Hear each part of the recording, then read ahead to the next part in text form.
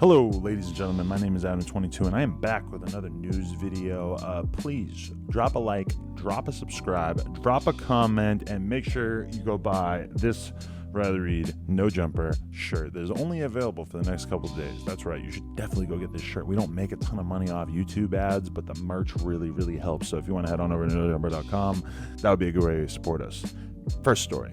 Okay, so first story, Kodak Black, his war with TI rages on. So I don't think I ever actually covered the early stages of this beef, but for those who don't know, Kodak Black went on his Instagram story in the early days right after Nipsey Hussle was murdered, and he said basically that Laura London was looking like a whole widow, basically just inferring that he at some point would like to date her, and a ton of people were incredibly offended by this, myself even. I'm a huge Kodak fan, but I thought that this was pretty messed up. Well, they've been going back and forth. TI actually previewed some bars. He has a diss song coming out where he apparently takes aim at Kodak. But then yesterday, while I was on live stream, Kodak put out a diss song all his own, expeditiously.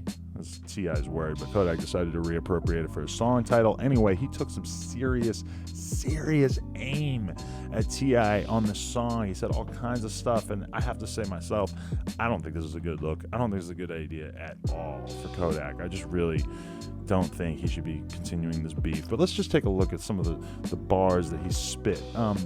How you tell me what came out of my mouth? You don't even know Nipsey. Tiny? That bitch ugly as hell. I don't even want Piggy. So that's one of the bars. For those who don't know, T.I.'s wife, her name's Tiny, and she has been attacked for her looks in the past. So apparently Kodak's hopping on board with that. He continues to say, I can't beat you N-words at talking. Give me a long sentence. You know I keep the pole, and I ain't no hoe. I know some rolling 60s, and I'm thugging all on my lonely, but I keep some Zoes with me. So Rolling 60s, that's the gang that Nipsey was a part of, and he's the leader of, the hero of, I guess you could basically say. So Kodak's basically saying that he's so tapped in that he's not really worried about any Crips coming through and doing something to him, which to me might not be such a safe bet. Now, I'm not sure who Kodak's talking about or anything, but I mean, I know some guys who are 60s that were really upset about the comments about Nipsey, people who know Kodak in real life who still were on their Instagram pissed off about this whole situation. So I don't know, we'll see how that unfolds. Probably one of the biggest disses through this whole thing doesn't actually have anything to do with the song that Kodak put out about T.I. It has more to do with this IG clip that DJ Vlad posted up on his Instagram. You can see, well, just watch this. Damn, like, you niggas scared in a bitch, like, you niggas already on the news, on the TV, tipping, like, Crime Stopper, woo-woo. Songs for, like, niggas lying, like, bitch, you riding or nothing. Yeah, the quote that he actually says there, he says, y'all N-words scareder than a bitch. What are you making songs for? Trying to get in the game? I'll take your ass out the game. You should have made one of your FAGGOT ass little sons write a rap. So, you know, all kinds of disses going on here. Kodak apparently took this whole thing very personal because he's dissing his wife, dissing his kids, all kinds of shit. We'll see how T.I. responds. Next story. Now, I'm sure you guys all know what riders are, right? A rider is basically the information that you give the venues so that they know that when you get to the venue, this is what you want to eat or drink or whatever backstage at your show. Well, anyway, Playboi Carti, his alleged rider, leaked over the weekend, and people were kind of freaking out over it, and then it started a conversation about what's normal for a rider, because a lot of people, myself included, took one look at this rider and they were like, well, that's really nothing that out of the ordinary at all. Let's take a quick look here. 10 black towels, 10 white towels, 1 pack of Calvin Klein black tube socks, 1 pack of medium Calvin Klein boxer briefs, 2 black do-rags, 1 large scented candle, electric tea kettle. You know, at this point, like, honestly, I think all this stuff is pretty normal. And then electric tea kettle, okay, I get it, that's a little weird, but I guess maybe the guy likes tea.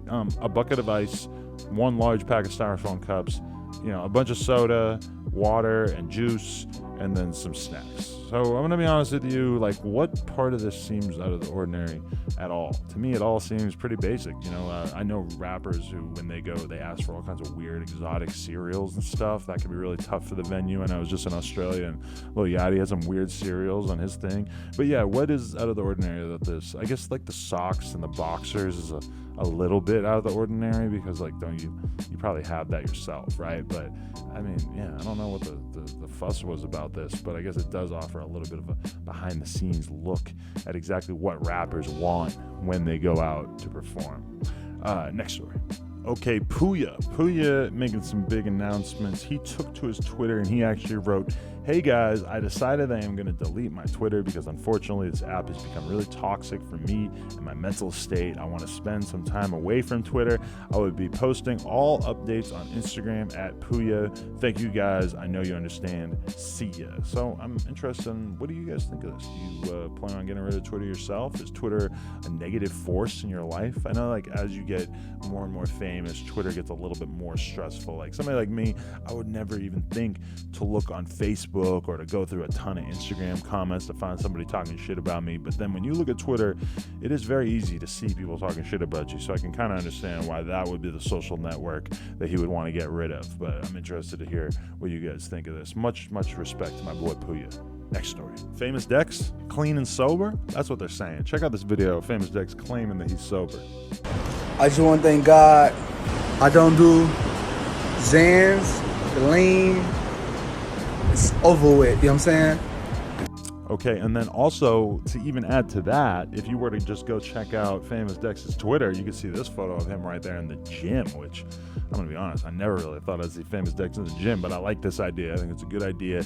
To be honest, when it first started to come out, oh, Famous Dex is clean, Famous Dex is sober, I wasn't really sure what to think, because like the last time that this was in the news, Famous Dex saying that he was sober, I saw Famous Dex buying lean like 2 days after that, and I was like, oh, right.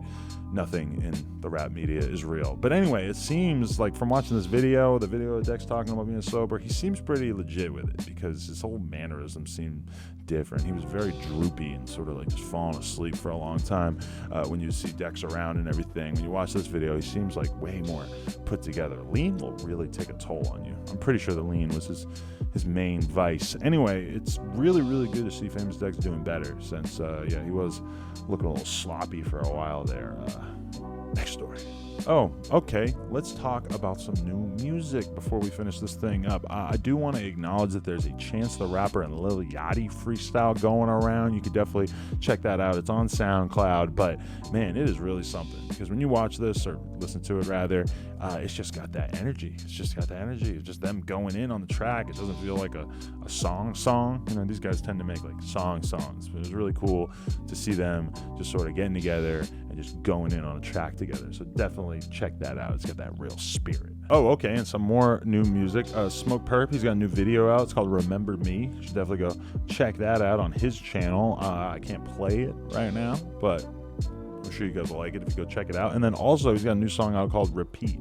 This one doesn't have a video, but Repeat is out now and produced by Kenny Beats. So you should definitely go check that out. And then also, as long as we're talking about Smokepurpp, there is a 40-minute freestyle that he did on the Tim Westwood show. Now, I haven't managed to watch the entire thing, but I have seen a few clips being clipped here and there of him sort of just repeating the same thing over and over. I think the jury's a little bit out on this one, whether it's a meme or whether it's actually kind of good. It seems like the people are a little bit split on that, but I would like for some of you guys to go out and watch this piece of content and let me know what you think of it.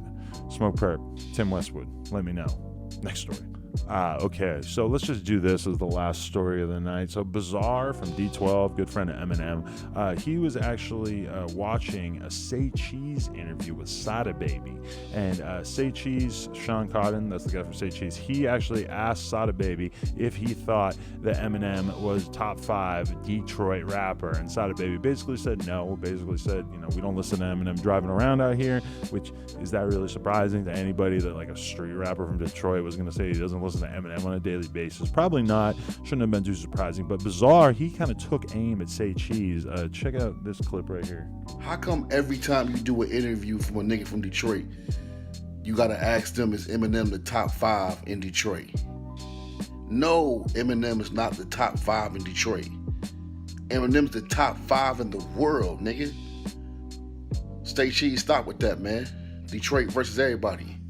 So yeah, interested to know what you guys think out there. Do you agree with Bizarre that this is kind of a lame thing to keep bringing up. I'm going to be honest with you, bringing up Eminem, bringing up Tupac, bringing up Biggie, bringing up all these legendary rappers, it's just an easy way to get everybody to click, because if you say something about Eminem or Biggie or Tupac or whatever, it's just people are going to click. It's just 100% true.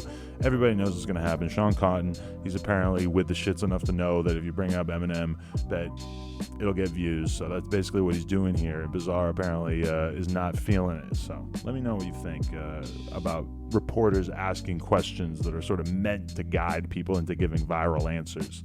Anyway, I appreciate you guys for watching this. Hopefully you enjoyed this little news video that we just dropped right here. I will remind you again, head on over to nojumper.com and cop one of these Riley Reid shirts. $35. Great way to support us, support sex workers, etc., etc. Hopefully you guys enjoyed this video. Drop a like and a comment while you're at it. Follow me on Instagram, Adam22, and I will be back very, very soon with some more heat for you guys. We're going to try to keep it daily. We're going to try so hard to keep it daily. Let's keep it going. Appreciate y'all, guys. Respect. We out. Love y'all. Bye.